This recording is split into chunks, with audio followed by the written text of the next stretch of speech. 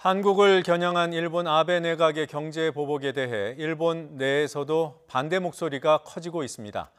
총리 관저 앞에서도 규탄 집회가 열렸습니다. 국제부 연결해서 알아봅니다. 김지영 기자. 네, 국제부입니다. 네, 어제 저녁에 열린 총리 관저 앞 집회부터 알아보죠. 현장 분위기는 어땠습니까? 네, 어제 저녁 6시 반부터 1시간 동안 도쿄 총리관저 앞에서 일본 시민들이 참여한 아베 정권 반대 집회가 열렸습니다. 한여름이라 기온이 35도 가까이 돼서 굉장히 더웠고 평일이었는데도 예상보다 많은 분들이 모였습니다. 근처 지하철역 입구에서부터 총리관저 바로 앞까지 100m 정도 되는데요. 이곳을 잇는 그리 넓지 않은 도로에 시민들이 길게 늘어서는 상황이었습니다. 시민들은 두 가지 푯말을 손에 들었는데요. 하나는 일본 국기를 연상하는 노 아베 푯말이고 다른 하나는 지난 1일부터 나고야에서 시작된 일본 최대 국제예술제에서 전시 사흘 만에 우익들의 협박 등으로 전시가 중단된 평화의 소녀상 사진이 담긴 푯말입니다. 네, 이 자리에 모인 시민들이 주로 어떤 분들인지도 궁금하고요. 또 집회에서 어떤 주장이 나온 겁니까?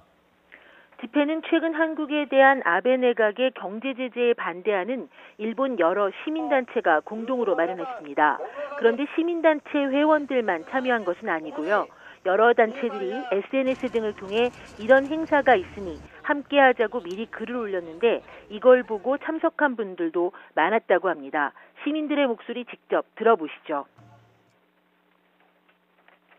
安倍政権が今行っていることに対しては強い憤りを持ってどっちもハッピーじゃないと思いますよ。日本企業も日本企業もそうだと思います。日本だけが得するわけでは全くないですからね。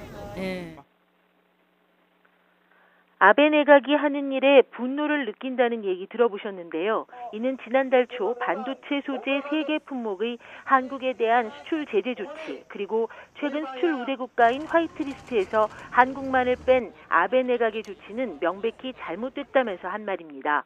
이 밖에도 일본 언론이 아베 내각의 잘못된 정책에 대해 제대로 짚지 않고 있다는 점, 특히 보수 언론들은 굉장히 잘한 일이라고 부추기면서 반한 감정을 높이고 있다는 점을 지적하신 분도 있었습니다.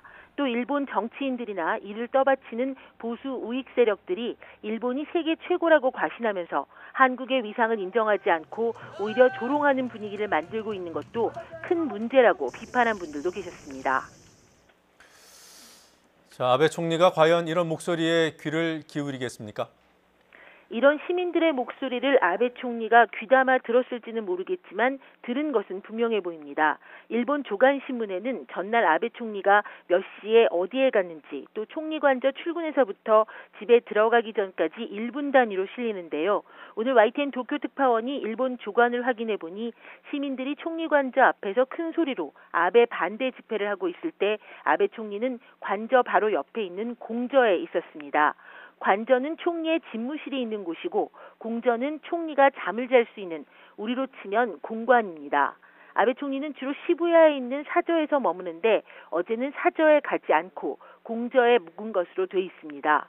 공저는 집회 장소에서 50m 정도밖에 안 떨어진 곳이라 아베 총리는 1시간 동안 한국에 대한 제재 철회 등을 요구하는 시민들의 목소리를 분명히 들었을 것으로 보입니다. 아베 총리가 시민들의 이런 목소리를 귀담아 들었는지 아니면 무시했는지는 앞으로 한국에 대한 대응을 지켜보면 알 수 있을 것 같습니다.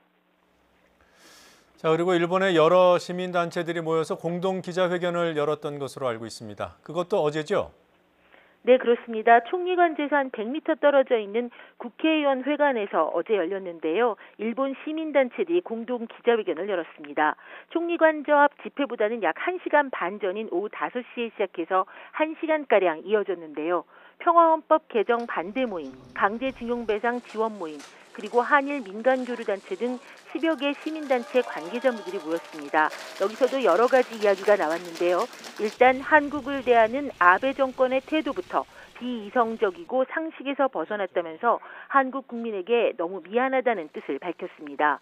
또 아베 내각의 앞뒤 안 가리는 한국 때리기는 강제징용 배상 판결에 반발이 분명하다고 지적했습니다. 이와 함께 아베 독주를 이어가고 있는 일본 보수 정권이 촛불혁명을 통해 이룩한 한국의 민주주의 개혁의 위기감을 느낀 것도 한국 때리기의 배경으로 지목하기도 했습니다. 이들 단체들은 앞으로 더 긴밀하게 협력해서 잘못된 아베 내각의 정책을 바로잡기로 뜻을 모았습니다. 자, 일본 내에서 일고 있는 이런 움직임들이 한일 갈등 해소에 어느 정도 도움이 될까요? 여러 뜻있는 단체가 힘을 모으기로 한 것은 분명 의미가 크지만 아직 커다란 반향을 일으키지는 못하고 있는 게 현실입니다. 하지만 이번 공동 기자회견을 계기로 함께 더 힘을 모으고 시민들의 적극적인 참여를 알려가기로 한 부분은 의미가 작지 않아 보입니다. 잘못된 일본 내 언론 보도에 적극적으로 대응하고 국회, 특히 야당의 이런 목소리를 전달하기로 한 부분도 주목할 필요가 있어 보입니다. 이 기자회견에는 3인당 국회의원도 참석했는데요. 최근까지 참의원 선거 등으로 아직 임시국회가 열리지 않아서 본격적인 문제제기가 안 되고 있지만 국회가 열리면 야당도 시민단체들의 이 같은 움직임에 동참할 것이라고 말하기도 했습니다. 지금까지 국제부에서 YTN 김지영입니다.